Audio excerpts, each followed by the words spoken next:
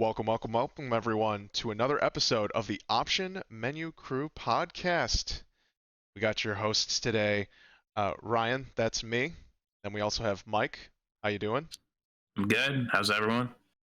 Doing great. I'm And then, good. there's Ed. There's our other host, Ed. How's it going, man?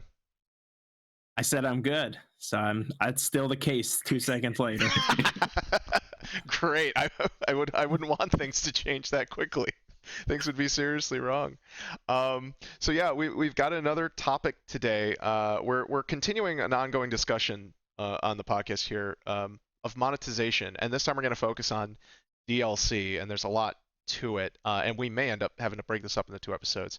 But right at the start, we know that a bunch of video game news happened in recent history. So at the time of recording, the latest PlayStation State of Play happened, and the Pokemon Presents thing happened on Friday. So we're gonna go around the room and just briefly talk about our own thoughts and feelings about that because it we had different reactions to that, and we know like it's the latest thing, so we felt it would be appropriate to do just a quick segment at the start about those things because it's like the latest, the first stuff of 2021, and we're all kind of worried that games are going to be kind of thin, and that's kind of what's being said out in the video game news outlets. So we'll start with talking about state of play since that happened earlier in the week.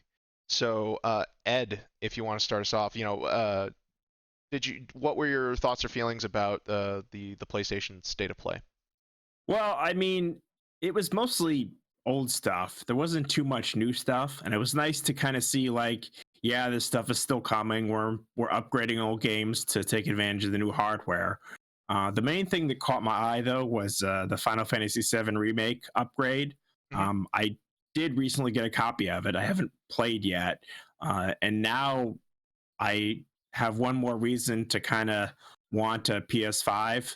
I'm interested in Ratchet and Clank, which I think comes out in June, and this also comes out in June. Yeah. So, I don't know how much longer I can hold out. I was kind of, part of me with the PS5 is, it's first generation hardware, and I'm the kind of person like I would like maybe more mature hardware, but they're giving me more reasons to want it, and I do want to play the best version of the game, especially because my understanding is it was kind of limited by being on the last gen hardware. It really pushed it to the limits, and I do want the new episode with it's Yuffie, right? Isn't that how you Yes. say her name? Yeah. Yeah. Yuffie. Okay. Yeah. So I don't know. Hopefully by June it'll be a little easier to get a PS5 because I might end up getting one. I just I'm not a big fan of fighting all the bots and trying to rush to pre-order it, but Yeah. I might have to because it looks appealing. And it would be fun to have a new console, then I could take the then I could take the PS4, leave it at my parents, and there'd be good reason to have multiple consoles, like, and I guess like even if there were an upgrade in the future, like a PS5 Pro, I'm sure my sister would take my PS5. I'm sure she wouldn't complain. I already promised her my old Switch when I get a Switch Pro, so I don't know. I guess there's never a bad reason to have too many consoles, so. Yeah. I'm probably gonna break down and get it, but they're giving me a lot more reasons to get it sooner.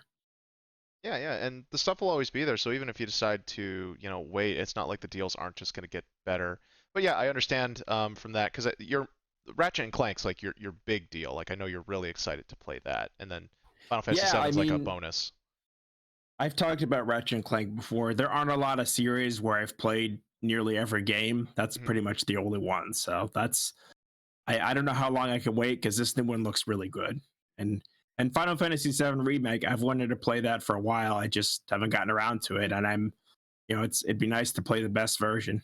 Yeah, and I also advocate for just the way PS4 games have been getting enhancements on PS5. I think it does benefit people who even are still buying PS4 level games because they're just running so much better or at higher resolutions and better frame rates with the right upgrades. So that's another thing. I know we're both excited for Near Replicant as well, and they haven't announced any sort of upgrade or PS5 version, but I wouldn't be surprised as we near that release date or shortly after they announce like plans for a like PS5 uh, extra performance patch or boost of some sort. Yeah, that's the kind of game that would probably benefit from more performance. It's kind of a fast-paced action game. There were some parts in Nier Automata that I played that you definitely notice a little bit of inconsistency in the frame rate, so Yeah, might be worth it. Nier Automata was definitely running close to 60 on PlayStation 4 Pro at launch for a while, but there were some areas. It was totally playable though, in my opinion. I was on the Slim though. I did not have the Pro, so Mm. I think I think I it still might have ran at missed 60 on out. the base. I don't remember though. But Most yeah, of the time, it was a good lot. Well, at least I'm not on PC. I've heard the PC port's really bad. it was really bad at launch. They fixed it a lot. It was just like optimized for. It wasn't optimized for like lower level cards, but slowly I Yeah. think things got smoothed out, and the PC release is now completely fine. And of course, you can pick it up at a really low price on a good Steam sale or something like that. So Hmm. lots of nice mitigating factors there. Well, thank you for your thoughts on that. Was there I know you were looking forward for Ratchet and Clank news, but it was was there anything else PlayStation wise you were hoping that was going to be there that wasn't, or was that pretty much it? I mean, I'm not I'm not too wild about Horizon or the new God of War, but it would have been cool to see those. Just I'm sure a lot of people would like to see those, and it would have been exciting just to see like, hey, these things are still on track for this year because if you want, even if you don't particularly want those games, you always want the console to have a good library so it can get a faster install base. Like it's better for a console to just get out of the gate with a running head start. So Yeah. I hope they're able to really. Yeah, I guess 2021 really is like the launch window for PS5 since it's still hard to get. So I hope they really put out a good library in this first year because that's only good for gamers, and even if you're not wild about those games, it means more developer support. So the faster people adopt it, the more it's going to get more support. Yeah, for sure, for sure. All right, now Mike, your thoughts on the state of play? I didn't see too much that I was interested in. That the Bridge of Spirits looked like a cool game, but overall, yeah, I didn't see too much that interested me. I did see that recently, like someone had black faceplates for their PlayStation 5 that they switched in. Is that Yes. a thing now? Yeah, there's it's not official, but people, since the faceplates are meant to be user removable because you can add in the extra SSDs, which is there's recent news breaking that it's supposed to be an update coming in summer to add support. People are hoping. I haven't read too many of the articles on what the detailed information is, but the whole reason it's not available yet is because Sony wants basically they paid for a slightly newer version of SSD that has a higher read write speed in order to utilize their tech and achieve like the loading times that they want and uh, synchronize the hardware. And so they don't want to use SSDs that are slower than it. But I don't know. I'm just based on the thumbnail I saw of like, and I think someone just put together something. Maybe they're gonna do like a firmware patch where people will be able to use slightly slower stuff, but it will still be way faster than normal hard drives or whatnot. So that's there. And then on the faceplates, yeah, there's the company way back when was trying to put out three different colors. They were going to do red, black, or blue replacement plates, and I personally wanted to get the blue ones because blue is the PlayStation color. But they got into a minor lawsuit because I think their name was a little too close to PlayStation's trademark, which the company's name was going with Plate Station, which was cute. But then they got basically cease and desisted, and now other companies are coming in and they're doing the faceplates and they're just not using like as cute a name. And then also there's been plenty of DIY how to take your faceplates off and paint them and stuff like that. So that's the current state of that. And I'm with you on Kena Bridge of Spirits looking really cool. I'm super excited for that. Um, and then also, Mike, this wasn't in the Yeah. state of play, but this was definitely relevant to your interests right before it, was that PlayStation VR 2 got announced and new virtual VR controllers will be with that one cord setup. How does that make you feel? You said it's going to be wireless or One wire is what they're saying. one So, wire from the headset? yep, from the headset Or to the console, no box. huh. No HDMI, no I don't extra know. It HDMIs. should be. I feel like it should be wireless by now. I don't know. Maybe I'm asking for too much, but Maybe they'll do some stuff later or do some like semi-wireless. yeah. Like the Oculus Quest 2, that like that tech's totally there and you can do it like over Wi-Fi. But maybe they'll have something like that. Maybe it'll be like capable and they'll just maybe do firmware stuff later. I don't know. But even Because Mhm. yeah, reducing the wires is like a big thing because like I removed my PSVR. Well, I didn't.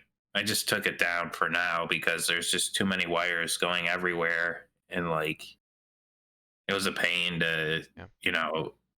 have all these wires, and like I could fit another console in my setup if I just removed all the wires. So that's what I did. Yeah. But I You could did always that, put you it did that back. Wii U, right? You Yeah, did that Wii U, right? yeah, I do for 3D World. And I can say, from using the Oculus Quest 2 with my PC and doing the hoop, jumping through the hoops to get it to run wirelessly, it can be very impressive. However, I will also advocate for like the one wire, definitely way more convenient. And the Oh PlayStation, yeah. and if you aren't familiar with what the front of the PlayStation 5 looks like, Mike, it has a regular USB port and then a USB-C. And I don't know what the exact spec of that USB-C is, but it's probably, hopefully, it's like 3.2, which is like the most current standard. Hopefully, the wire that you connect from the headset will be like removable because I know in the old one, like if that cord gets damaged, like you're out of luck. That's what I'm guessing they're going to do is it'll probably connect at both ends and it'll be USB-C because USB-C is apparently really good at like data transfer rates, especially if it's the most modern. So it should be as easy as you plug one cord into the headset and you plug the other cord into the front of the PlayStation 5 and you should be off to the races, the virtual races. Whoa. That sounds cool. I'm Yeah, excited to see what they do with VR too. I haven't researched it too much, but I'm excited. there's not much information out there other than it is definitely coming. They have officially confirmed it. So we'll check back in on future episodes when that gets there. No way I can not compare it to the Oculus and other virtual reality offerings. But yeah, we will definitely revisit that. Okay, and then for me, for State of Play, I enjoyed it a lot more than either of you guys did. Just there was more games that were my stuff, and yes, Ed was right about they just kind of checked back in on a lot of stuff we already knew about, but we got more information, and that's kind of what it was. Is I got to see more, and then there was also release dates. So like Returnal, I was interested in, but I wasn't sure how much I really cared, and I felt that gameplay demonstration really sold me on the game. Like I really want to try it. I'm not convinced to buy it yet, but I'm way more interested in now. I want to play it, and I'm hoping I like it enough to buy it. Kena Bridge of Spirits had a release date, so I was super hyped for that. What Knockout was City, the release date? What was the release date for Kena? I missed it. August 24th.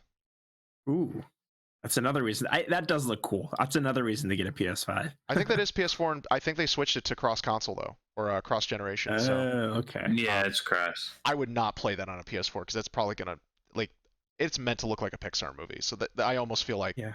but who knows? Maybe they did really good optimization. But I'll yeah, play it on PS4 for you. Might as okay. well play it on Switch, Mike. Um, then Knockout City, I would definitely like to try that game out. I think the idea of like a video game dodgeball, especially like they're doing like a kind of battle royale. There's going to be 3v3 team modes. They promise it's going to be cross-play, and there's going to be a beta in, I think it's And it's April. only going to be $19.99 too, so it's not too expensive. Wait, just want to check because maybe I'm not. I know there was news about Destruction All Stars, the car battling game, is going down to 19.99. But did they also do a price? I didn't remember seeing a price for Knockout City yet. I'm pretty sure. I looked it up a few days ago, and I thought it said, yeah, on all platforms, Knockout City will cost $19.99. That's awesome. I did not see that news. Cool. Great. Yeah, I definitely want to try this, especially since it's going to be cross-play against everything. So hopefully, I mean, we'll talk about it later, but maybe we can all sign up for the beta and try it out and see if we like it. Because that'd be, I love the concept, and I think I was talking about last time. I forget if it was on recording or not, but like I would love if Microsoft would have done a like dodgeball as like their genre of crossover game, and then they had like Master Chief and Banjo and all that stuff playing that. But hey, Yeah. This all, looks better than what was that game that we played before?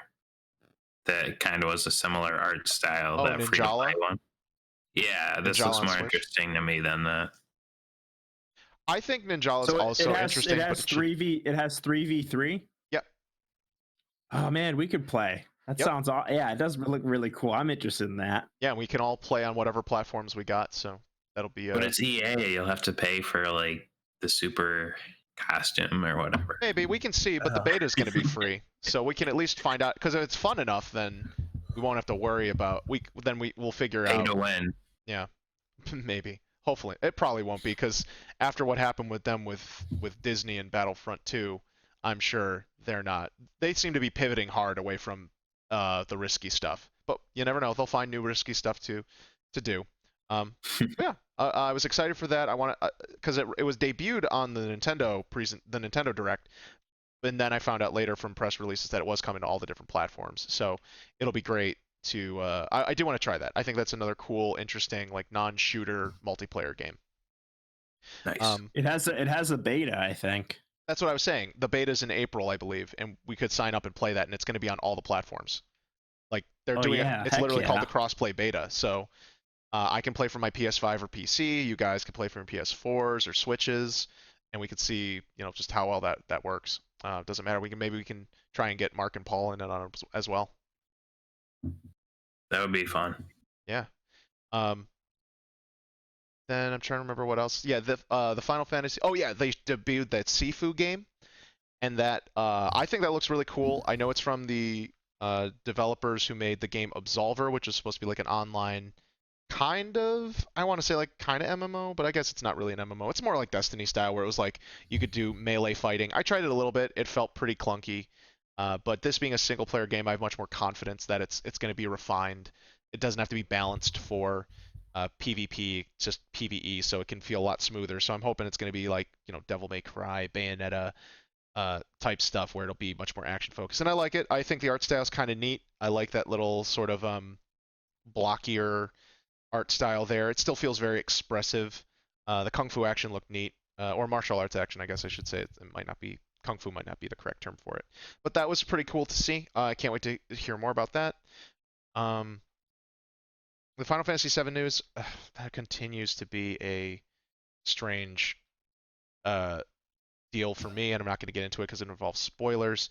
It is kind of funny that the DLC is PlayStation 5 exclusive. It is also very interesting that Final Fantasy VII Remake for PlayStation 4 will be available for free on well, not for free, but with PlayStation Plus memberships, they're giving it away, and it will not be eligible for the PS5 upgrade. So that kind of sucks for some people, but Yeah. in general, that's a bad thing. But at the same time, I guess, I don't know. It would be better if it was, because you have to pay for the DLC anyways when you get to the if you get to the PS5. But I guess there's plenty of people that will still play that game and pick it up, and might be encouraged to then buy the game again. Plus, your save file transfer over, so it's almost like, and there will be sales by the time that the Intergrade comes out, and there'll be people might not get PS5s right away, so they'll have this copy, they'll play it now, they'll really like it. More time passes, they pick up the Intergrade one on a cheap sale. So there's ways to deal with that. But yeah, in general, it's such a strange. And who knows? Maybe Sony will back down. Theory I heard people have about the DLC being PS5 exclusive is it's to like soften the blow now of like, obviously the next one's going to be PS5 exclusive, but there still might be people who are like, what, I have to buy a PS5 to play the second one in this series? But now they're just getting it out of the way that yes, we're going forward even if you don't have a PS5. Yeah, I think that. Yeah, and I would say on that point, people get kind of petty about that. Like, if we look back into the past, like, people had to buy a PlayStation 2 to get Metal Gear Solid 2. Like, Metal Gear Solid 1. All the Kingdom Hearts games, how many systems do you need? That was ridiculous. That was extra ridiculous. There's really no defending that. Just Square Enix did all these weird deals, and I don't understand why. Maybe Disney's like, I don't understand why. I'm not even gonna guess on that. But yeah, let's close that Pandora's box. In general, sequels go to other consoles. It happens. You have to sometimes buy new hardware to get new games. That has always happened it's not that big a deal. What, On you mean that my point. Switch isn't gonna last forever? I mean, technically your Switch will last forever. You just might stop getting new games, and that's what you got to deal with. I mean, people are still Or the- playing with Super Nintendos and regular Nintendos and Nintendo 64s, so people make do. I'm trying to think. I thought there was one more announcement that this. Oh, I don't really care about Oddworld. Um, That's gonna be a PS Plus game, though, isn't it? I don't recall. I thought it would, at least for a limited time. I thought it might be. I think that's what I saw. Maybe. Okay. Yeah, I'm not sure. I wasn't paying too close attention for that. But yeah, that I thought that I really did like the state of play. Oh, Solar Ash. Oh, Solar Ash. Finally seeing some real gameplay, and I'm looking forward to that. So I was super excited that Kina and Solar Ash were there, seeing more information about Returnal. The Final Fantasy VII news is kind of interesting. Um, what was it? There was Solar Ash, and I thought there was one other. Maybe that was the two, Solar Ash and Kina. Maybe that's it. Yeah, Oddworld Soulstorm. PlayStation Plus members can download the PS5 version at no extra cost on launch day. So you Cool. can give that a shot. Probably won't, but yeah. But yeah, good for Oddworld fans. I'm not like saying the game shouldn't exist. It's just not for me. And they're calling it 2.9D, whatever that is. Yeah, oh, I heard that, and I was like, what the heck? Like all these weird, like just stop. But I get it. Like Little Big Planet was even kind of like that. I'm just checking. Wait. Oh yeah, they showed more for Deathloop. I didn't really care about that. Crash Bandicoot 4, we already knew that was coming. That was announced beforehand. Uh, oh, they showed off the Five Nights at Freddy game. I don't know. I might rent that. I do like horror games, but I don't like straight up horror games. I prefer survival horror where you actually can like fight back. But maybe you can. So I'll have to look into that. Yeah, that was about it. I was just trying to remember because I thought there was one other thing, but no, it was Kena and Solar Ash. Returnal, it was great to see some more of that. I'm way more intrigued now, especially since it seems like there'll be some psychological horror stuff to it. And then of course the Final Fantasy VII news was interesting. And then one last thing, this isn't necessarily PlayStation. I'm hoping for the PC release of Final Fantasy VII Remake anyways, before I really dive into it. But regardless, is that Did you play it? no, I'm not. You haven't played Final Fantasy VII Remake yet? No, I just spoiled myself Oh. because I knew the thing already wasn't what I wanted it to be, and then I was hard confirmed that it wasn't what I wanted it. So I'm you're just hating waiting. on it and you haven't even played it? I played the demo. I know how it plays. I like how it plays. I don't like what they did with the story. You're just as bad as the people who like saw the Last of Us 2 remakes or leaks and said, "Oh, I'm not gonna play this game." No, Well, I'm not quite no, as bad, but that's not fair to judge it if you haven't played it. no. I saw the YouTube footage of the story after the game came out. I deliberately looked because the game only covers up to the Midgar section, which means it has to be a cliffhanger from the original adventure. So I just wanted to see how they handled it, and then I found out about the ending and what really happens. And I can't get into it without it being super spoilers. And you haven't played it yet, Ed, right? Well, then I guess I haven't played the original either, but I guess I'm going to have to because I'd like to be able to have an intelligent conversation with you about it. So Yeah, and I've got to do my homework. so as we might have, I forgot if we talked about this on the side, but this was the other Final Fantasy VII news that broke, is that they're releasing 2 mobile games. One is a battle royale, and that's all we're going to say about that because we can just ignore it for the rest of history. The other thing is they are doing a separate remake of Final Fantasy VII on mobile, but it's not just remaking the original Final Fantasy VII game. They're going to make a chapter-based, single-player focused mobile RPG that's more in line with how the game played on the in the original version, and they're Turn based with some turn-based combat that's kind of modernized from mobile standards. It's probably not going to have the materia system, which, I mean, it's not a remake of Final Fantasy VII if you don't mess around with materia. But we'll see. It's super early. It's not coming till next year.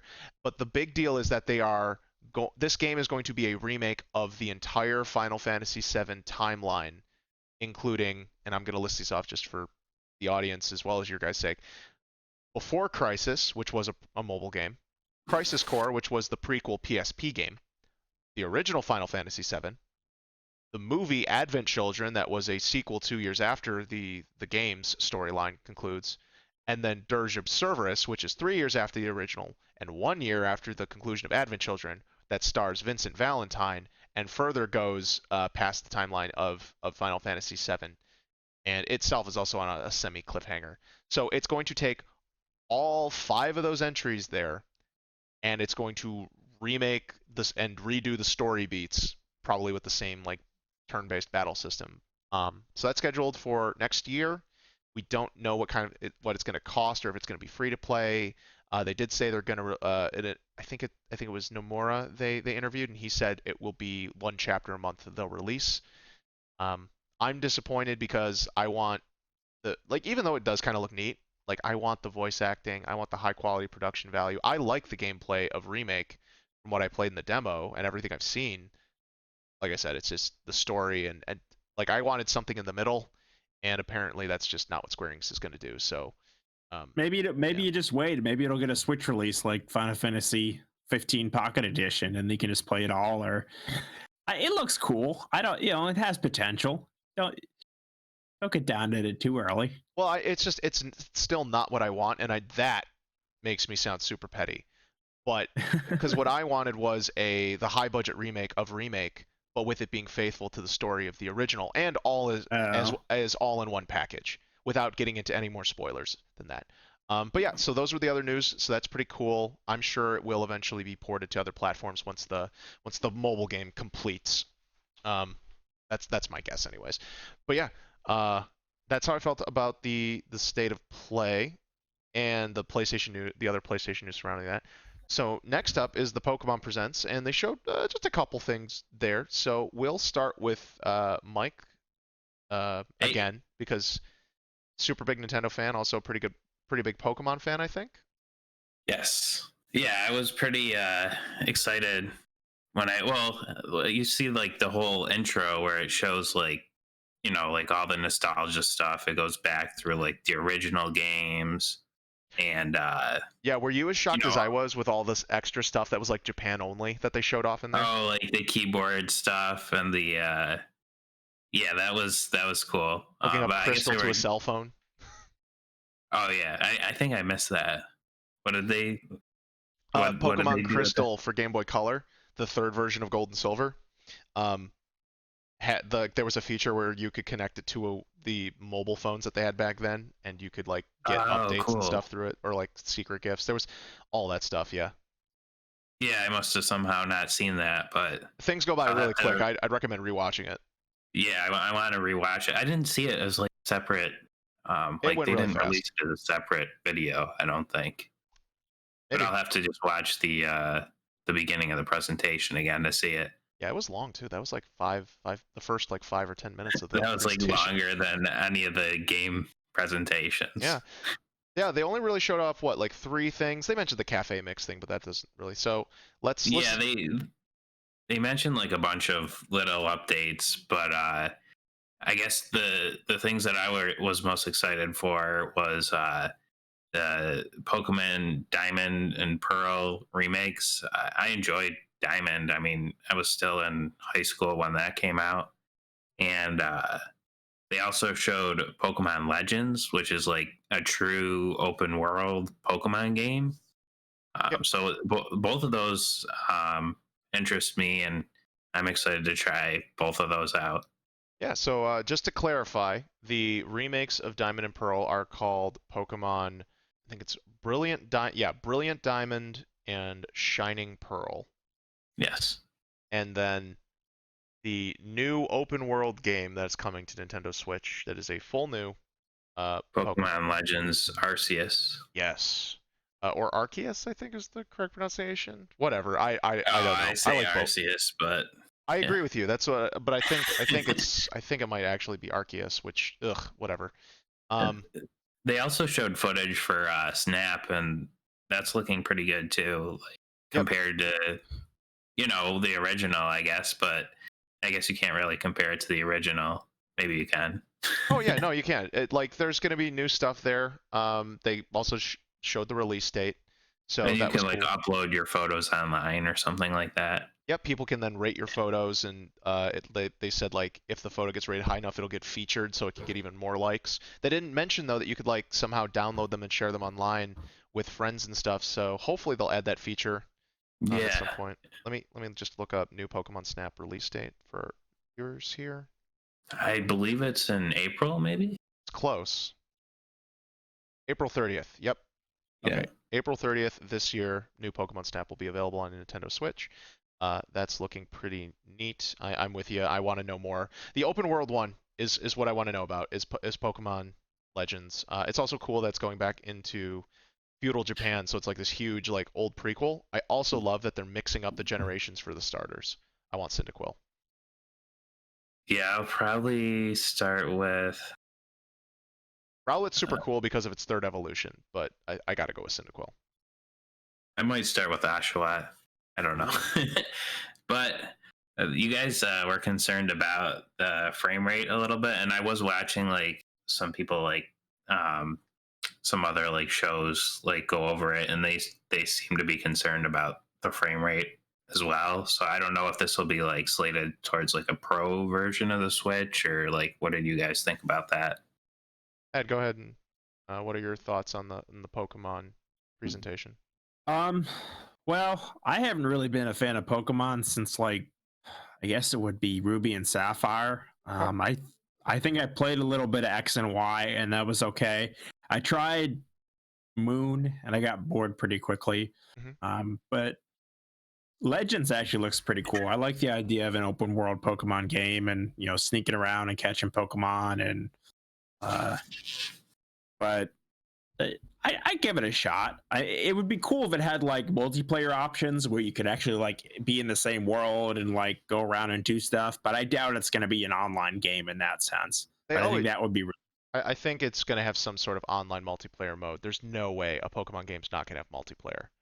Part of the whole But reason. it's not like going to be like a persistent game where No, probably not. It's Well, it's not gonna be someone's like gonna have a live service or anything like that. I don't think. No, they'll probably do like a DLC like they Pokemon did Sword and Shield. Pokemon MMO.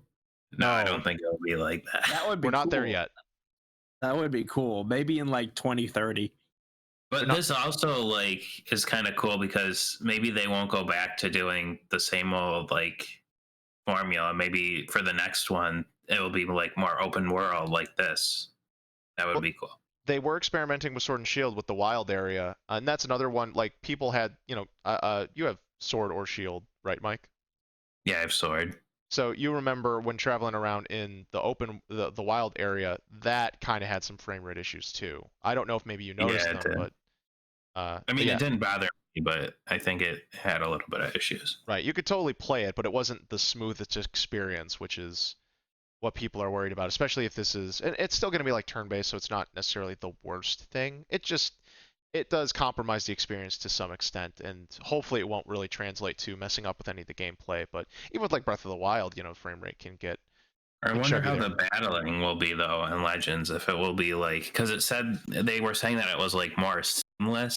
So I don't know if it's gonna be like RPG mechanics or if it will just be like, yeah, I don't know how that will work. Yeah, after the initial trailer, they did show a little bit of a demonstration where they do show like your Pokemon will show up in the field. It will still have like a turn-based menu. But they didn't really go over too many other details, so it was just. Did they show a menu? I must have missed that. They did, yeah. There's a separate thing after, so keep watch. If you go back and rewatch the thing, go past the trailer, and they go back into it, and they talk a little bit more about what's going on with the mechanics there. But they really don't go in too much detail. It is slated for next year, so we're probably not going to see more information until either maybe a winter direct if we're lucky, or because Diamond and Pearl is slated for the end of this year. So we probably won't see more Legend stuff until either after those are out or in the following at the beginning of 2022. But yeah, that'll be cool. Yeah, maybe we're gonna switch pro with Legends. Isn't that what you guys were saying? Yeah, that's what I was saying. Who was it? Someone said, yeah, there was another thing going around. Some insider was saying that they are still confident Nintendo's going to announce the Switch Pro this year, or at least announce it. And I agree. I think Nintendo's going to say it. They're just trying to be coy. And my pet theory, if I didn't say it on recording last time, was I think the Switch Pro got pushed back for a number of reasons, and they had a bunch of games ready and waiting to be Switch Pro release titles, including Breath of the Wild 2, Bayonetta 3, and probably even Metroid Prime 4. Yeah. And I think this Pokemon Legends, um, Splatoon 3, and a number of other games are also slated to be that, and they're going to be like cross-gen because they'll still put it on the default Switch, but like with the new 3DS, but at a much higher level, they're going to release this new Switch. It's going to have much better improvements to the Switch hardware, and like There's games no will way run they way better. wouldn't, because the DS have like 20 iterations. Well, not Exactly. 20, but like, Yeah. so what do they have? They had the original DS, the DS Fat, the DS Lite, Yep. DSi, the DSi, DS. XL. Yep. DSi XL, the 3DS, the 3DS. That was the difference. Yeah, but it's still the same concept Very initially. yeah. But yeah, 3DS XL, new 3DS, 2DS, 2DS XL, 2DS. new 2DS XL, new 2DS, and new 2DS. Yeah. So Nintendo iterates on that, and since this is like a console plus portable hybrid, which they've Yeah. already done the Switch Lite, which is dedicated portable, which takes away the branded feature of the Switch. So it's not even, it shouldn't even be called Switch. It just be called the Nintendo Lite, in my opinion. Actually, yeah, my sister just got a Nintendo Lite.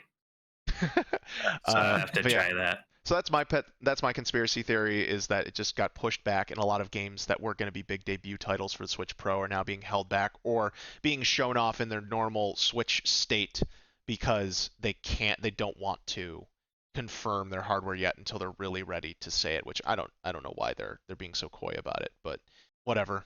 Maybe there's other issues they're still working on, and it'd be great to have a full story. But I think on that point, unless anyone has anything else to say about Pokemon, it's a perfect segue into other stuff we don't have enough information on. But we could at least talk about monetization and DLC. Yeah, it never stopped us before not having enough information to talk about it. Nope, we wouldn't have a show if we didn't operate on not enough information. So getting to the main topic of the episode today is that continuing our discussion about monetization and thinking about how things are and how things should be. We do want to say right at the top, like we're not insiders. We don't have enough information on what things cost, what like salaries of publishers and developers, and what goes into the production for physical editions versus like server hosting and certification costs for hosting the digital versions of games on the chosen platforms, whether they're first party or third party, and all this little minutia. Like, and the industry does that on purpose.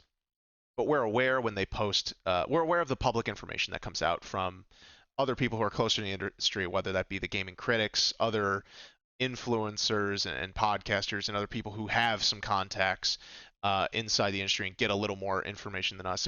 And plus whatever comes out from like investor meetings and things like that. We know when companies do well, and we're aware of that public information, just like all of you can look up as well. So the point of the conversation is to kind of go on like the good faith of what is out there, but then also examine our own feelings about what, in terms of DLC, like makes sense and what we're willing to pay for. Because that's really what it comes down to, is the companies deserve to make some profit. That's not debatable.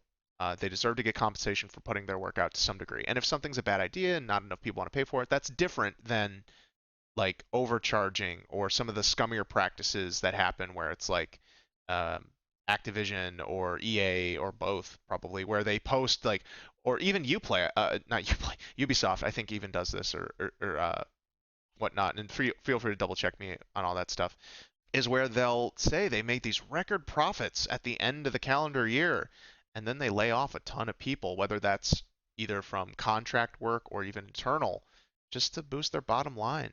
And we don't hear about situations where it's like, well, no, they're firing everyone to boost the thing, but then they rehire everyone like 2 months later, so it's really not that big a deal. Like, but even that like seems so scummy and not useful long term, and just boy. But so that's where we're going to approach this more from the value perspective on the consumer side, because we're not given enough information on that, but we'll theoretically discuss the happy medium of that. So with DLC, we know that that's usually post work. Some of that work does start during game development. Personally, I would prefer if DLC wasn't allowed to be developed until after the game was finished. Now, there's also games as services where I get like that's the whole point is continuing with that. I've also had other conversations where it it's been explained to me it doesn't make sense for developers and stuff to not be working on new stuff when these games finish because these games get wrapped up and the teams reduce and what do you want these other teams to be doing? My opinion is that they should be working on other games in the studio, like that's how it should be. But this kind of new world where things get patched and are constantly being iterated on or tightened up in DLC and they add additional content, which I don't hate. As a fan of fighting games, I can't say I hate that games get more attention over time. So I think this is a very complicated and loaded subject, and the whole thing of monetization is, which is why we're breaking this up into episodes. So yeah, let me. I mean, I guess I'll toss it to you guys because right now I'm not sure where exactly to start, but like Ed, we started this whole thing because of us talking about monetization. So where do you fall right now on DLC, and what are your big questions? Well, my big questions for DLC, I will say first that I'm not a huge consumer of DLC. Not because I'm against it, but because often I feel that the base game is enough for me to, get my fill of that particular story and type of gameplay.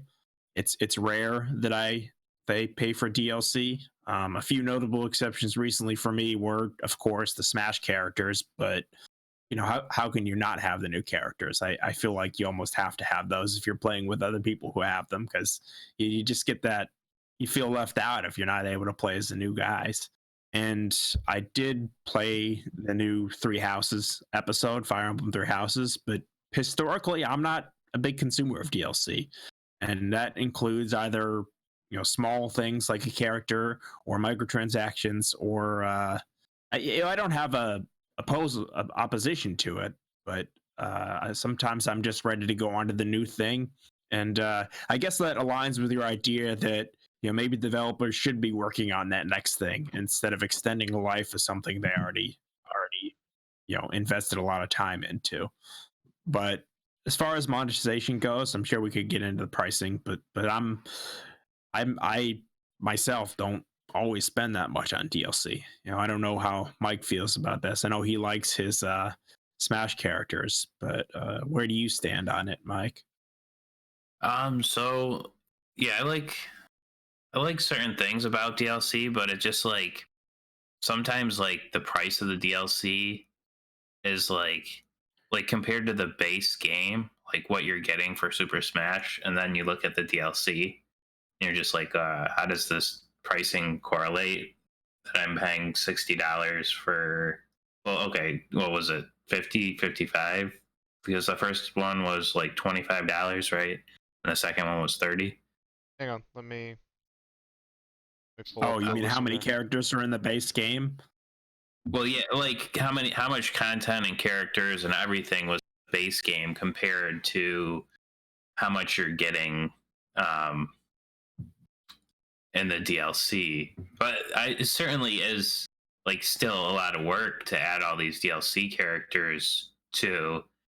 I just think that sometimes DLC might be a little bit overpriced, but I still like I still like when they add stuff to a game like after that originally like back in the day like you played the game and that was it, but now you can like get more stuff after, which is essentially a better thing.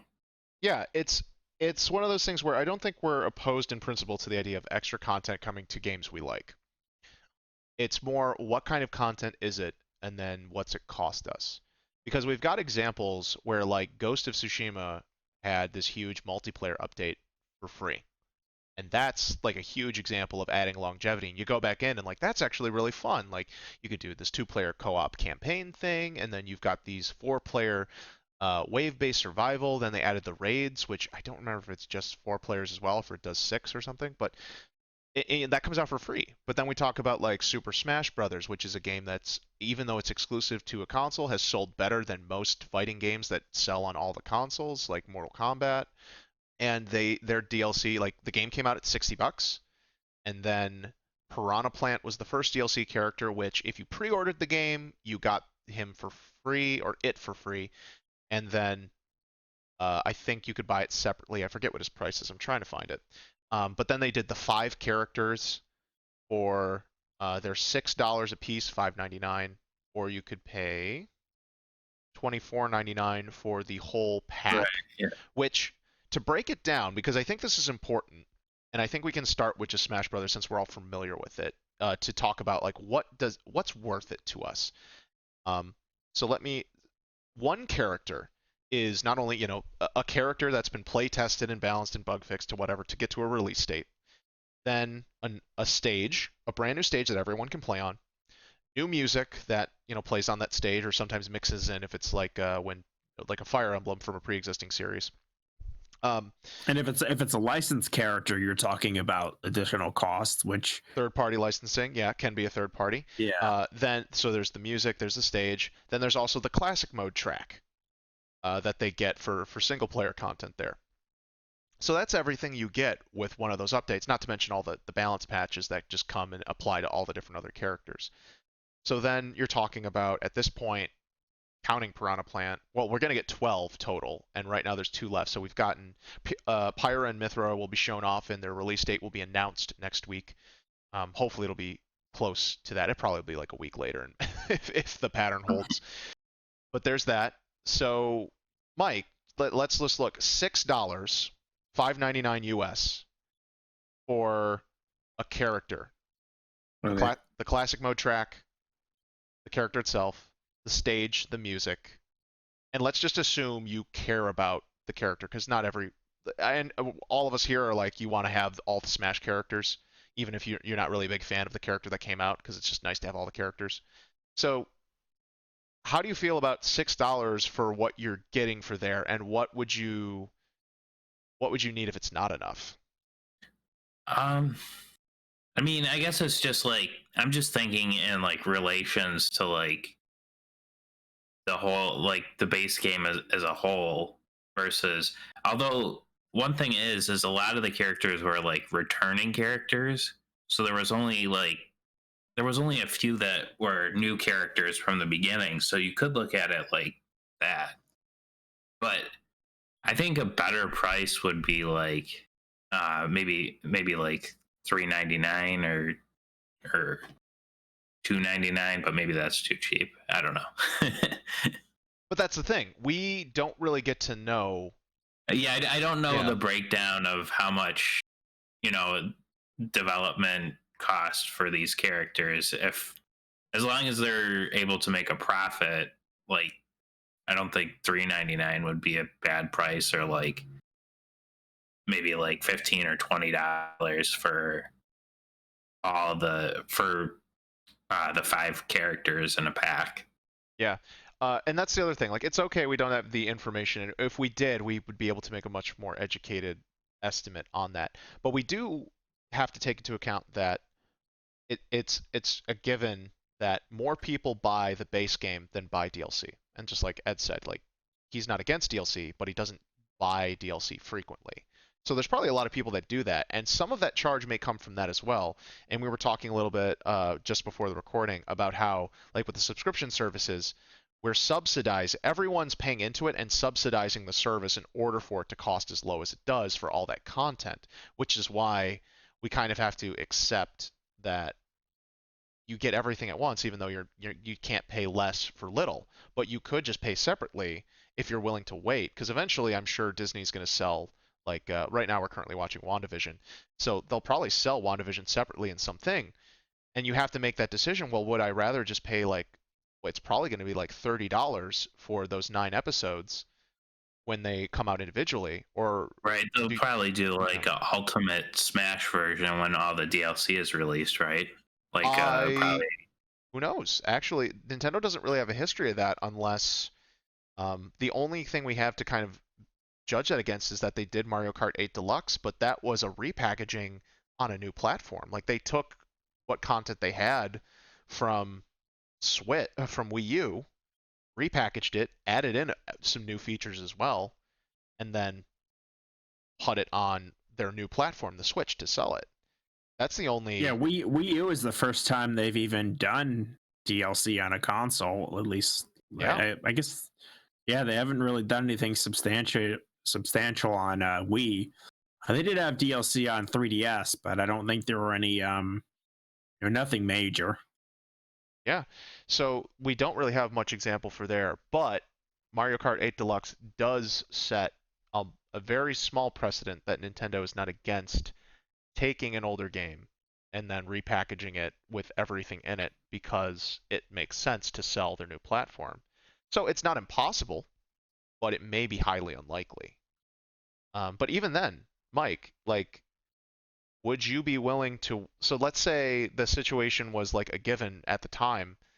Had you known that, well, Super Smash Bros. Ultimate is coming out now, but then they're going to do a whole bunch of DLC, and let's say the 12 characters plus the tweaks that they made along the way because they added like the home run contest and so on, which I don't know if you care about, but it did exist, and it was something that added in later.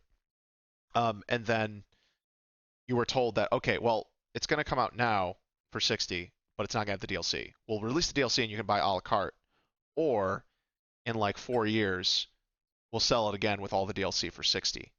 Mike, do you personally, in this hypothetical, would you have waited the 4 years, or would you have end up paying 60 twice, or would you have bought down and broke the DLC? Do you know? Can you think of where you might have landed on that?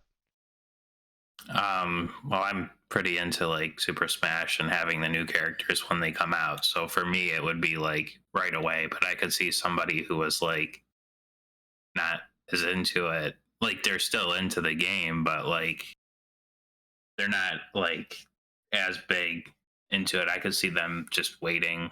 You know, like you obviously don't know that the ultimate package is coming with like any game.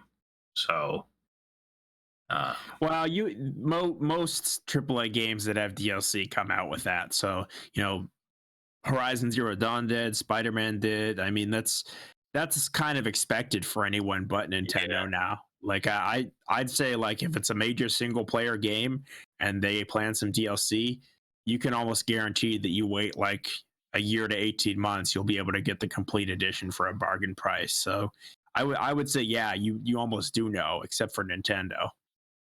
Yeah, so for me personally, I would have bought it right away. But Do you think you would have bought it a second time? Like, you have all this information up front. You haven't bought yeah, Ultimate the first time, but they told you this is what's going to happen: Ultimate, DLC, then complete Ultimate once we're done with our DLC. Do you think you would have bought it twice, or do you think you would have bought everything just up there? if it's the same exact thing, I would have just bought it up front Okay. because yeah, Well, because no, you're just paying essentially you were going to pay you're paying more a la carte because you're paying the premium for having it earlier. Because well. like, I'll do the math. Hang on. I'll do the Fighters Pass math because it's. No. So what I'm saying is like Okay. I would have paid $60 for the game, right? Yes. And then bought each DLC as it came out. Yep.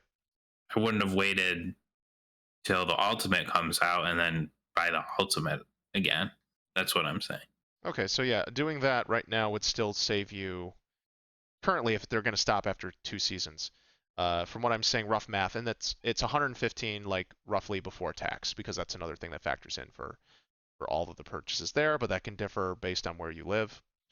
Whereas, yeah, if you would have bought just the base edition of the game, then rebought it with the complete edition, which would be 60 twice plus tax, it might be roughly the same based on how Nintendo's charging things. But we're still talking about only 12 new characters, 12 new stages. Piranha Plant didn't get a stage, so 11 new stages. Wait, no, they did add Small Battlefield in the middle there as a free update, so technically we already got that. But then there's also the Mii costumes, which they sell for about 75 cents a piece. And Oh yeah, they could include all the Mii costumes in this complete edition. yep. So there's all that extra DLC there, and I haven't bought every Mii costume myself. Those I pick and choose. Yeah. Because I know I don't play the Mii's enough, and I like the costumes I do have, and I pick the ones that I want to support. Where I'm like, this was cool, I really like this. And not every Mii costume is made the same. The Cuphead costume is amazing, and some of the other ones are just not quite as amazing. Yeah, there's And then been a few that have been pretty cool. Like there's Bomberman too, that was pretty yeah, complete. Cuphead, Sans, and Bomberman are all really cool, and Cuphead and Sans actually came with music too. So one track, but that's still really nice. But I guess we can transition this conversation to, what do we think there should be like rules for DLC? And let me list some other examples of just examples out there where there's really great value, or at least questionably great value. Overwatch always comes to mind because it puts out all the characters and stages as free DLC, and they monetize based on having loot boxes. It's one charge up front, $40 I think is like the base game, $60 for a deluxe edition that you don't get much from. That's actually kind of a ripoff. Then the they have the loot boxes, and you can earn currency to get what you want. Plus, you can earn loot boxes from playing, but it's all randomized. All the cosmetics are random, but all those characters and stuff for free. Then there's The Witcher 3, which put out a bunch of like little DLC with some like costumes and I think of some like weapons and things and some other stuff over a couple weeks. And then they did their two big expansions, which one was like a big extra story chapter that was inserted into the main game, and then a big extra expansion that was a whole like epilogue adventure that happened after, and that was almost like itself like a small game. I think it took me about 20 hours, and that was like I didn't even do everything in that. Um, so there's those two examples right there where we kind of get a mix of things where a lot of critical content is free, but there's side monetization that's kind of scummy. Like loot boxes, I think we can all agree are just kind of terrible. And then there's also games as service where like Destiny 1 and Destiny 2, where they do a lot of content. They release in big expansions, plus they do a bunch of little side updates in there. And I think Destiny 2 does some monetization from the cosmetic angle as well. And so it's kind of a mix there. So talking about what kind of DLC we'd like or how we'd prefer it, let me toss it to you, Ed, with this. Do you have a feeling on like what is your most palatable form of DLC? Um, I mean, I kind of like that if there's just a single price and maybe you get some extra story content, some extra characters, other stuff. Like I liked what they did with the Three Houses expansion pack. I haven't played all of it yet, but they added some new features. They added a story chapters. They added new characters. They added new classes. I mean, like to me, that's a pretty good value. It's a good variety of stuff. I'm not really into cosmetics, so I guess it's okay with me if they want to do cosmetics. But I don't think they should be loot boxes. I think you should be able to buy what you want. I mean, I think you're a little kinder on Overwatch than I would be on their model. Okay. But general microtransactions, I'm not too into. Like there's not usually something that's small enough that it would cost $1 or $2, but significant enough that I feel like I would need it. So I'm kind of more in the.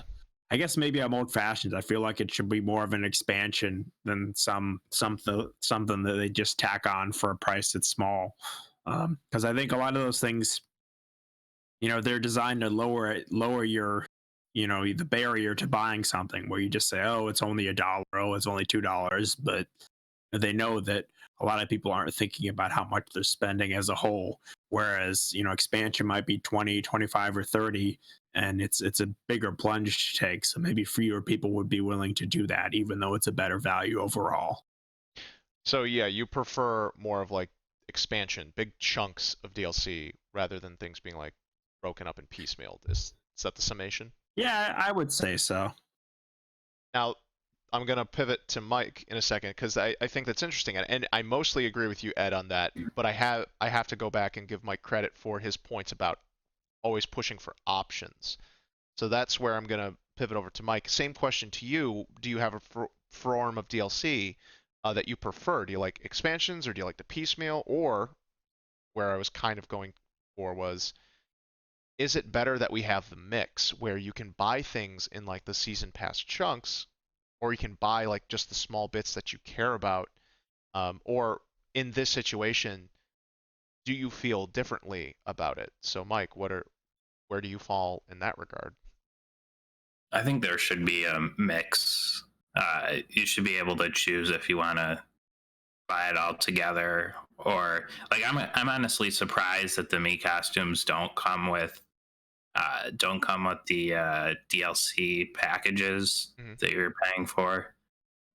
So that kind of surprises me because that would give you more options, I would think. Well, maybe not more options, but it seems like a better fit for that game. I'm actually looking up because I don't know if the Mii pack is like if they have like a separate all-in-one Mii pack. I'm checking that right now. They don't with, as far as I know, they don't with Ultimate. I can't Yeah, remember yeah. about past games. The double Mii's checking. are something I haven't spent any money on Mii's just because they're cosmetics. I mean, they're the same character, right? They play the same as the Mii fighters, so to me, that's not something that I'd be interested in. But I'm trying I to can see think of how, like, it's 75 cents, right? Yeah. They're cheap. yeah, I think maybe Sans and Cuphead were a little bit different, were a little more expensive because they had music with them. But that's like Okay. those are the only two that are like really premium. Bomberman didn't have his own music with him, but he's also like aesthetic wise, that head, like the head, like it really looks like Bomberman. It's not like a Mii's head in the Bomberman mask, you know? I think that would be better. I mean, what's the point of it being a Mii costume if it doesn't look like a Mii? I prefer no, to, because it yeah, looks like the actual character. It exactly. looks like But yeah, I get it. I think it actually looks better when the Mii costume when it stops looking like a Mii and looks more like the character. I agree. It's almost like if you're going that far, why not just make the move set? But it's cute. It's something. It's at least something, and I don't think 75 cents or even like $1 is that big a deal. and they're not Personally. exactly like to size. They're not exactly like the same size they would be if they Oh were. yeah. Yeah. I'm surprised it's only 70. You think they would just make it an even like 99 cents? They'd make a lot more money. And that, I mean, I don't think people are going to say, "Oh, it's 99 cents. I'm only going to pay 75 Yeah, but cents." Nintendo is weird. That is Nintendo a is weird. weird price to me. But honestly, I think we can maybe we can give some credit to Nintendo because I think other companies might be willing to charge like $2 for those Mii costumes, and Yeah. Nintendo's Oh, like, absolutely. no, they're charging under $1. So I think maybe I want to be making sure I'm being fair here. I guess no, But couldn't you see Sans him was like 75 cents. throwing in? Couldn't you see him throwing in some costumes into the when you buy the packs all together? I agree. Yeah, if you buy the full set, yeah. I agree. I actually think that should be something, or they should do like a full Mii pack of some sort. But I don't know. Yeah, yeah. That's where we don't have enough That would give information. you more options. Yeah, I'm trying to think of like all the DLC that I've purchased recently, and like so I've gotten the Smash Bros DLC. I've gotten like for Pokemon Sword and Shield, like that expansion DLC. I didn't finish it, but I got it. Mhm. For Battlefront, Star Wars Battlefront 2, I got the cosmetic pack or Oh, whatever. okay. Like you could still unlock these characters and emotes normally, but I purchased that. And then like I with Pokemon Go, like I've bought stuff in that before. So like I guess I've bought like a variety of different DLC. And obviously there was stuff I got before, but I can't remember everything. Yeah, and actually, I, you made I, me remember a different DLC point, and I'll toss back to you, Ed. Um, Street Fighter V did a thing where that was kind of revolutionary for fighting games, where they put in an in-game currency. You couldn't buy it. But it was essentially a freemium currency that you earned through playing. And if you earned enough of it, you could actually buy DLC characters, and you still can. But what they did was eventually they reached a point where it wasn't too difficult to pay for the next character with the previous one, but you did have to put in a certain amount of time to do it. And then eventually they reached a point where like, you know what, people are not going to be buying these characters ever if we keep doing this. So they tanked their economy and cut like the currency you could do in half, essentially doubling to tripling the time that it would take to unlock another character. But you still could do it if you really wanted to put the time in. what do you guys think about that? Do you feel like some DLC or even all the DLC should be somehow unlockable through gameplay, or if it's going to take too much time to do it anyways, is it even does it even mean anything to have that feature, or should we just be okay with paying for it and but we should ask for more value for better value? I don't know. So Ed, where were you going to go, and if you had any thoughts Well, on let what? me answer your question first. Sure. I don't think it's bad for DLC to only be paid. I don't think it needs to be unlockable. Although I will make the point that PS2, that generation earlier, like all these cosmetics and things used to be unlockable in game. So that was the norm, is there were tons of cosmetics and you could unlock them. And a lot of little features and quality of life stuff might have been like a cheat code back then. You don't see that anymore. If there's a way to cheat, they're going to sell it to you. So I Unless guess we're kind of unless it's like a novelty thing, like Tony yeah, Hawk's Pro Skater 1+2 as like cheats technically in there, but it's like a novelty kind of throwback. Or like GTA, Grand Theft Auto yeah. 5 and stuff, like single player mode has cheat codes, or even but it like disables achievements, which isn't a bad thing, but it's a novelty feature that's not really meant to really do much. Yeah, well, maybe I'm not. Maybe I'm not completely right on that, but I do think there was a lot of content that it used to be a common practice for it to be unlockable in game, but now they've brought it out into a monetized way. Now, Uh, on that point, I was gonna say, what do you think about this? Hasn't happened too often. I think it's dying down, but some games do offer like a quick pass where it's like you can unlock everything in the game, or you can get like a booster. I've seen like some RPGs where it's like double XP. Assassin's Creed has done this a couple times. I think a Tales game did this, and you could essentially like up your characters or whatnot. If you're like, I really don't want to spend so much time and I want to just kind of breeze through this. What do you think about that? Where it's like, or the idea of, well, say you just didn't want to spend the time and you had the extra cash, and it's like maybe it's 20 or 30, but it unlocked everything else for a game. I'm trying to think like let's say Nier Automata, since we both played that. What if you could just unlock all the weapons and all of the upgrade gear stuff at like max level at like immediately for like an extra, let's say $30? What do Isn't you think that of that idea? pay to win? But it's single player, yeah, but so it's not the it's a same. single player game. That doesn't sound like any fun to me, but maybe they What could have about put it as what option. happened to the cheat codes? Yeah, see, that could have been a cheat code in the past. That's what I'm saying. Like maybe that could have been an option, but it would have been just a cheat code instead of charging you $30 for it. But I wouldn't use it. I think that kind of breaks the game. I've used cheat codes in the past and stuff, and sometimes it just kind of ruins the fun of the game because you don't have to work for it. So, but I guess that's what I I kind mean, of did with the.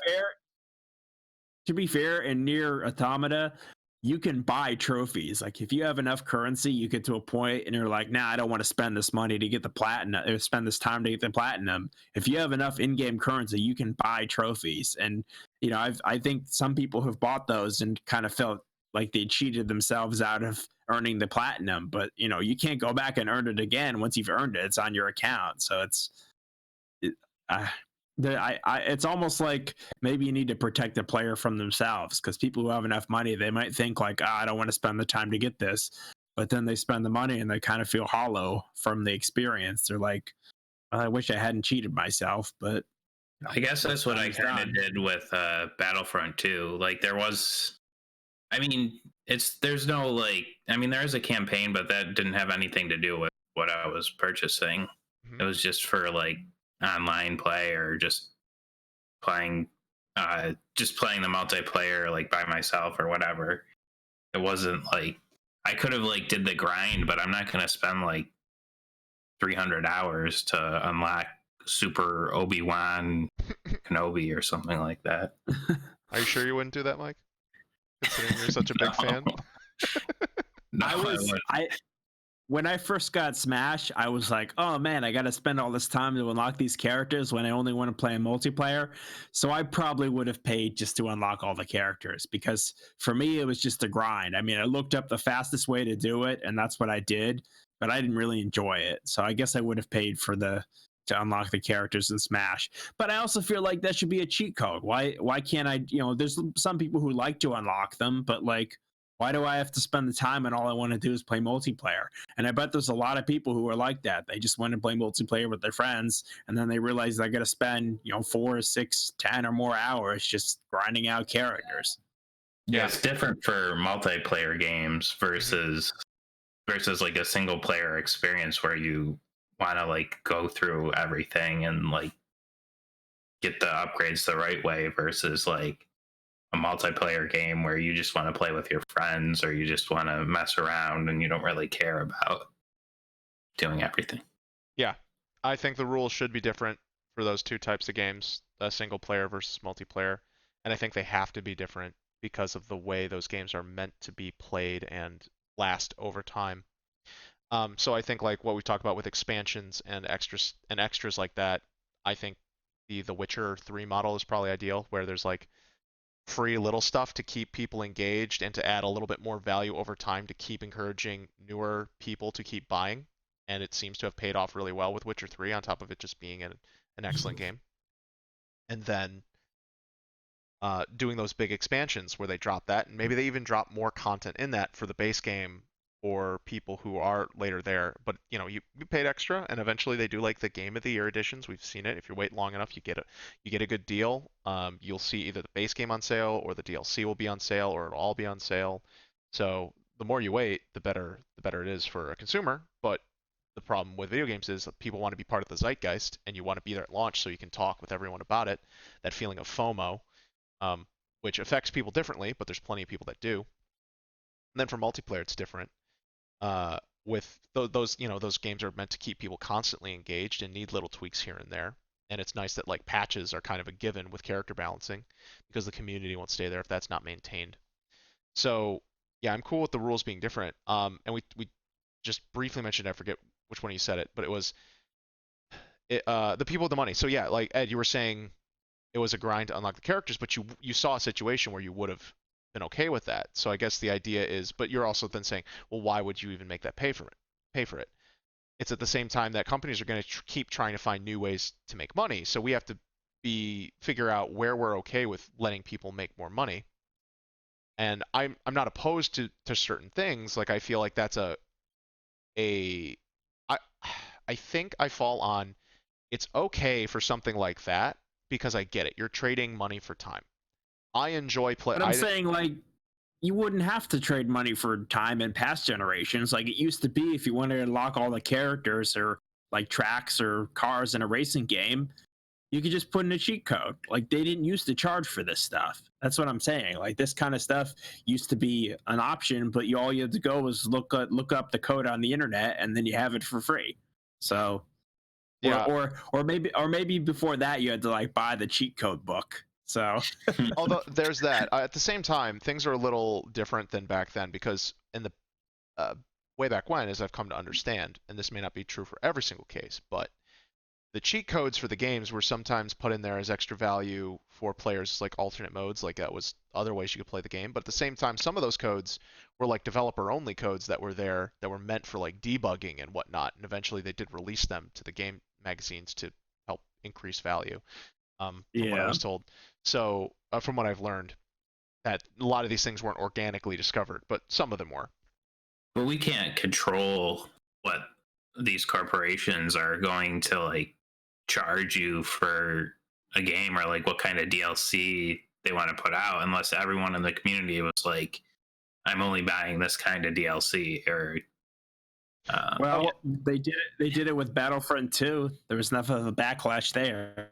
They did it with sometimes it works. The GameStop stack. So that's the thing. We can. It takes a lot of concentrated effort, or at least attacking the money in the same way, and that's part of the situation. There is. But what about the children? So that's and I think Ed had the point where he's like, we got to protect some people from themselves, and that's they have the parental controls, and parents should take a responsibility for what their kids play and making sure that stuff's there. But that's where I also find like some of this stuff, like loot boxes, I just don't think a mechanic like that should be available in something that could be freely played by children. So no like it is gambling. There's no reason. Just make it a la carte, and at the same time, Yeah, just tell people what they're going to get. Like, it doesn't need to be like a mystery box. yeah, and at the same time, and I'm trying to find a balance here because I think that it's completely valid that video game development is getting more expensive, and if people are willing to pay for something that isn't completely scummy, like all the contents in the game, it gets to be a problem where like what happened with Shadows of Mordor, where they created the system and then they put these like monetization mechanics in there, but they deliberately sabotaged the standard pacing of the game in order to incentivize people to pay for it. And people said they did the same thing with Assassin's Creed Origin, I think, with like the EXP boosters. But if the game's built in like a normal fashion and then someone wants to pay, like Super Smash Bros. Was built deliberately in a specific way because that's supposed to be the old school way of fighting games where you unlock new characters and the joy of trying out the new character to unlock more characters. So I get where that comes from. And like I think Smash Brothers was built like not to be grindy, but to emulate a very specific experience. So that's where like me and Ed kind of differ. Like I enjoyed going through all the classic tracks and then unlocking and seeing how those all played out, trying every character and then getting a new character, unlocking the next character, etc. But for Ed, that wasn't a value. But if you wanted There was a quick way to do it. Basically, you could like unlock a character, then close the game. Then like there was a way to basically trigger a new challenger every like 2 or 3 minutes. So that's what I did. Like there was a workaround. I didn't have to go and like grind through the classic mode, but that's still a grind. You found the faster grind. Yeah, but I did find the faster grind. But I didn't feel mine was a grind because I enjoyed playing through the classic mode. I enjoyed trying each character. In the old one, you could copy someone's memory card, and then you'd unlock everything. Oh yeah, that's true. You could just take a you could just take a save. Sure, maybe your like records and stuff might be different, but for like you, Ed, that sounds like you wouldn't care, and for me, I probably wouldn't have cared either if it wasn't if the situation was where like classic mode was any less fun. Yeah, I like playing through that in Smash. Yeah, and so that's all the characters. Yeah, and that's just that's an example of the difference that we have in our perception of value, which is fine. Like that's part of this whole discussion here. So that there are games where they sabotage the design of the game in order to enhance the monetization instead of just going, well, we made a good game and then look, we realize that there's some people that are still just not going to want to do it, so let's give them a way to give us some extra money. And I think that's fine because I think if something's good or if people really want to do that, that's okay. But then there's a balance to be had because we see this in mobile games and especially with free to play. And I get that with free to play it's a little more complicated because they have to monetize in some direction. But I still think. Go on. Oh, I was going to say you have the whales. Yes, exactly what I was getting to is that we've got people, where a minority of the audience is reflecting into the developers and causes the developers, or at least it doesn't incentivize developers to actually service the base at large. Instead, they try to cater to a part of the audience that consistently gives them money, but it's a very small fraction. So what is that? And that seems like dead end thinking as well. Sure, short term you'll make a bunch of money, but if a game's good and then suddenly it gets crappier over time, what's the point there? Plus, then you see how the mobile game industry has gone, where it's like, and that's not to say every mobile game's bad, but it certainly has led to this race to the bottom. That's gotten to this trickier aspect where it almost doesn't make sense for developers to not make some sort of free-to-play garbage that's going to be just addictive enough to get a bunch of whales to spend a couple $100,000 on it. You know, like if they get 300 people to spend even like let's say $1,000 a piece, it's probably worth it to them. And then everyone else chips in they're hugely profitable. They're hugely profitable. So I don't think there's any end in sight to that model. Right. Barring someone, platform holders saying, no, you can't do this anymore. Right, but that's a law or something. Exactly. And I'm advocating that maybe we need some regulation in that. I think there should be finite amounts of money that a single individual should be able to put into a game. Like let's take for example, since like Smash Brothers, or no, we'll go Overwatch because Overwatch has the loot box. I think it should be like you could pay us $100 and you get all of the cosmetics unlocked, Yes, or yeah. even like a forward-thinking pass. And I was going to bring this up when we do, because eventually we're going to talk about like special editions and things, and it kind of ties into this topic as we were discussing in our prep, Ed, is that like what if we could pay for like a season pass, but this season pass like guarantees all the content forward? And I think a couple games have tried this. I think there was a Star Trek game that did this a couple years back, where it's like you can pay the normal pricing now, or you can pay us like $200 up front and you're guaranteed all DLC we get in the future, right? Like no additional cost no matter what it happens. Is that something you guys think you would want to pay for in certain circumstances? Like Mike, I'll throw to you for this. Smash Brothers. If Nintendo said you could pay us 60 now for just the game and then a la carte for the DLC, but we're gonna do a bunch of DLC. Uh, and if you pay $150 now, we'll say for example, but you'll get everything that comes out. Would you have done that? Would you do that? Mm, probably not, because it's just a hard thing to justify spending all at once. Yeah, especially sight unseen. Like we don't Yeah, know what future characters will come out. You don't know if like you'll like that. even so, like you're paying $20 or $30 and you don't know what to expect, but it's like You it's can wait more. now. You could What's that? wait. We could wait until all the characters kind of Yeah, out and we buy them as they could, come but out. But can it's you? easier to stomach like $20. Like, oh yeah, I'm just paying $20 for DLC. I can just that's how much it costs to go eat at Olive Garden or whatever. But Yeah. versus like, oh yeah, $150. Like I could get the iPad or the with the AirPods. I could buy some nice AirPods with that $150. So then also going back because you're the king of I want options. Would you be okay with that existing, or do you feel like that's a bridge too far? That option even shouldn't exist on top of like it would be an option to include like you can buy the normal game plus all the DLC a la carte. Then there's also the season passes that breaks up the content, but then there's also this all-inclusive pass. Like, are you opposed to that as well based on what it could mean, or how do you feel? I don't see why not. I don't see how it's hurting me. And same thing like what you were saying with like you spend $100, you should be getting everything. You shouldn't be spending like these kids or whatever shouldn't be using their parents' credit cards to spend like $2,000 on Overwatch. Yeah. Or they So, shouldn't be using their parents' credit cards for anything.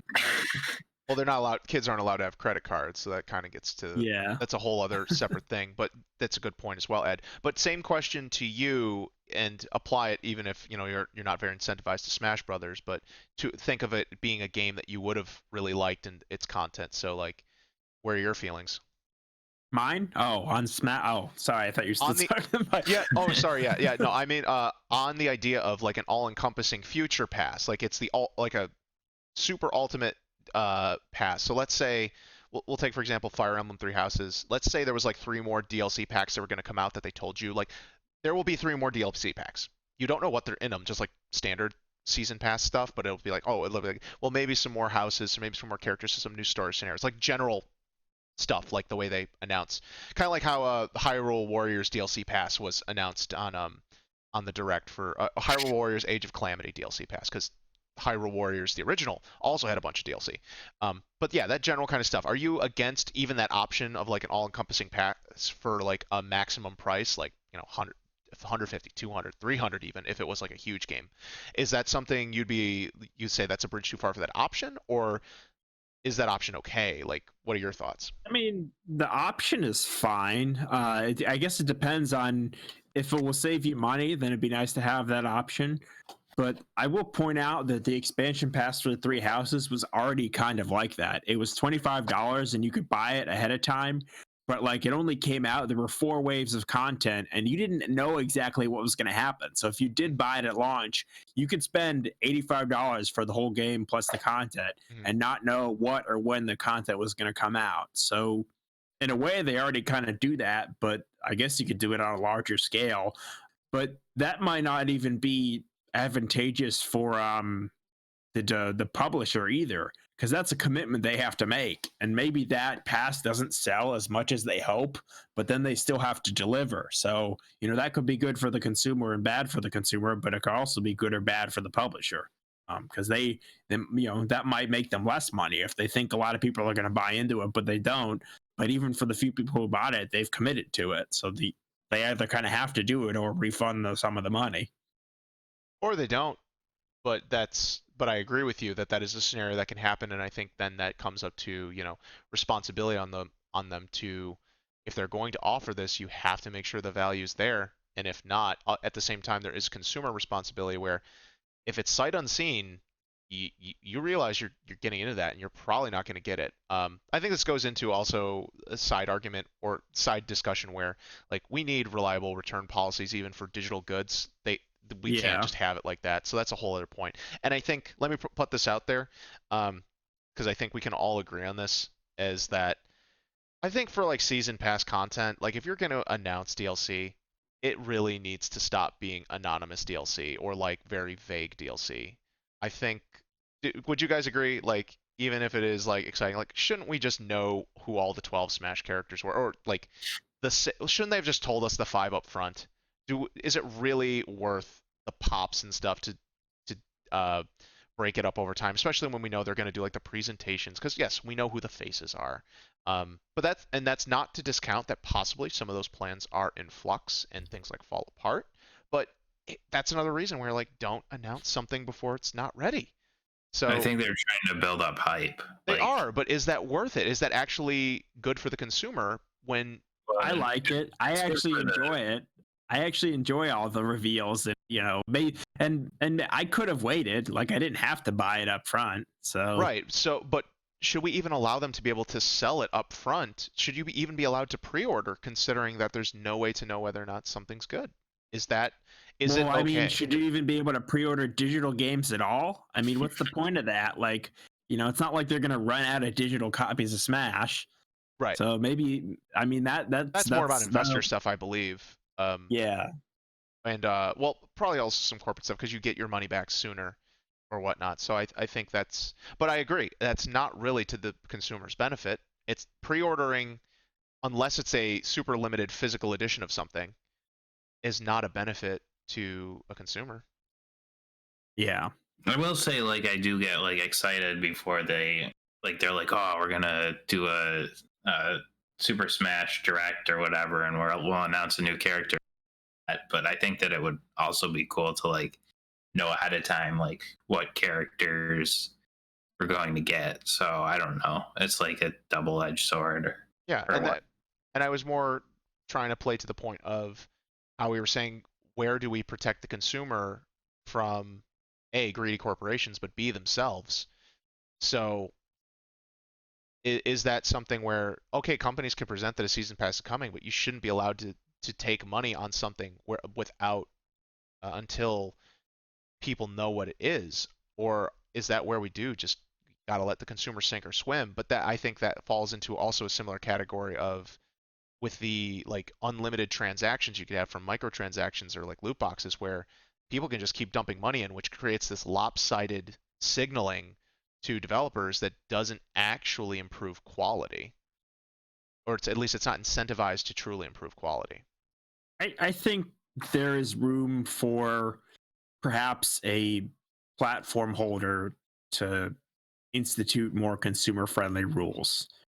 I mean, for example, I think if there's I mean, Apple for their App Store recently, they're adding new privacy rules, how App Store developers have to release information about how they use your data. They have to give you a choice. So, they could just as easily say, here's a limit on a subscription that you can have, or here's a limit on what you can spend. Like, I think there is room for an app platform holder to introduce those rules. So mm-hmm. I don't know what they should be. It's hard to say because every game's different, but I think it could be a good idea. Yeah. The next two Smash DLC characters are Goomba and Magic Koopa. And a Magic Koopa. Actually, Magic Koopa would be pretty cool. Or Magic Carp. There we go. There's the one that'll make me upset. Yeah, because Magic Koopa I would totally take over Piranha Plant. So, yeah. But yeah, guys, I think there's still so much to talk about this, and monetization is totally not done. And Ed, yeah, I agree with your point there, and that's we don't have all the answers. It's just kind of thought experiments at this point, and I think the conversation is still important to try and see where we fall as consumers, and we're a little more power consumer than other people. So that's part of where it is, and I think there is a certain amount to this where I think laws need to be there to help protect consumers from corporations that are literally going to try whatever they can to do as much money, to make as much money, but also finding a balance where it's like if you can find an innovative way to incentivize this while by adding actual value. And I should have said this sooner, but I also must say this as someone who plays Dead or Alive and those games and their obnoxious levels of DLC, and it's super overpriced. They add a ton of costumes, and there are thousands of dollars for just stupid costumes. Granted, it's all completely cosmetic. You don't even have to worry about it. Although the latest one, Dead or Alive 6, they tried to do some sort of weird free to play stuff that they mixed and matched with that it totally fell apart and they tanked the game. I hope it didn't tank the series. I hope they'll learn from their mistakes and be able to make an actual better seventh installment because I really enjoy the gameplay of that game. In all honesty, I wish they just get rid of their scumminess and kind of clean up the image of it. But oh well. Yeah, we're definitely going to continue talking about this. We've still got plenty. We've talked about a bunch of things here that relate to monetization and even to DLC and whatnot going forward. So we will pick this up on another episode. Was there any last minute thoughts around the room? I'll throw to Mike first.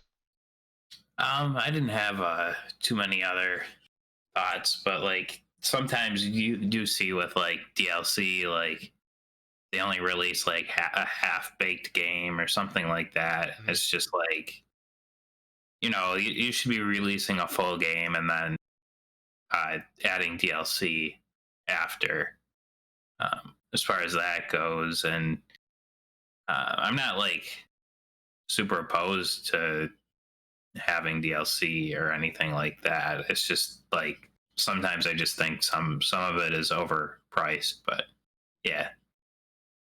So that's all I have to say. Okay, and then Ed, any last minute thoughts?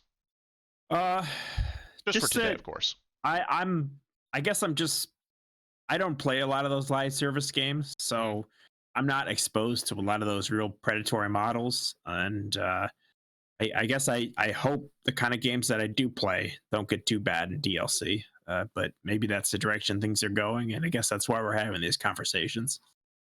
Yeah. I will say I do feel bad about like spending like $60 on Pokemon Go. Like I don't feel good about that. Well, that was a free to play game. You don't think you've gotten $60 of value out of your Pokemon Go? I guess, but like yes, you have. Well, I mean, if you're now regretting it, I think that's a valid reflection of your experience there. If you're like, you can look back on that and go, you know what? Actually, I don't feel like I got enough for my 60. I think that's a point to examine there later. Whereas you totally could have not had that thought. You could have been like, no, I spent $60 and I'm totally happy. What was it? There was like 2 free to play games I played. One, I can't remember what it was called. I think it was called like Undead Slayer. It was a mobile action RPG, and I got to play a ton of content, and I ended up tossing $10 at it. And I was completely fine. It freemium currency, and I only threw $10 at it, and kind of think I beat the story. I think I did. But then there was also the more recent Final Fantasy Dissidia Opera Omnium, and I was playing that a whole ton. And I think they put out like 5 story chapters at launch, and I played enough of it, and I really liked it, and I spent $10.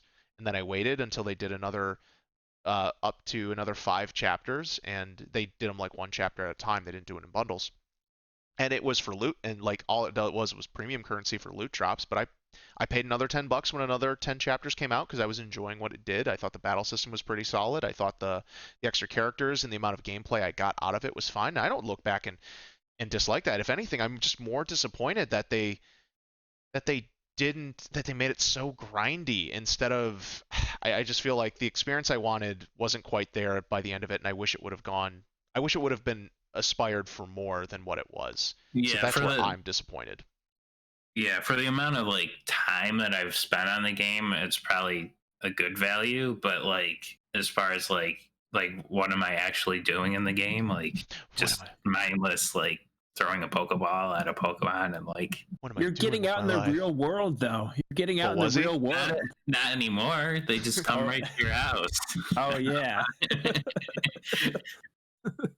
Which is very useful for some people who might have disabilities or limited mobility options, or may not live in like super urban areas where they have tons of those event spots. So but that's a whole other discussion there. But I think that's a good point, and that's why we're having this discussion as well, is because I think there's ways to moderate that to make thing that would both help improve the quality and incentivize creativity in games, as well as just protect consumers from predatory corporate practices as well as their own unhealthy habits, which we all know people have.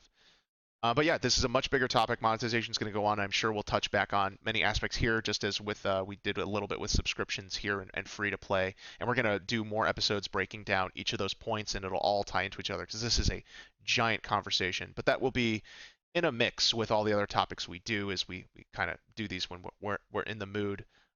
But thank you again so much, everyone, for who joined us and listened in today. And we wish you well and take care of yourself and hope to have you with us for the next one. Oh, and we have some optional DLC coming. Just kidding. Buy our special edition. Yeah, we may monetize at some point, but we'll promise we'll be fair. Like we couldn't do that, or maybe we'll have all the options and you could still pay for all our podcasts. But yeah, look forward to the Patreon. Option menu crew merch. Yep. Yeah, look forward to the Patreon. All right, everyone, take care. Bye.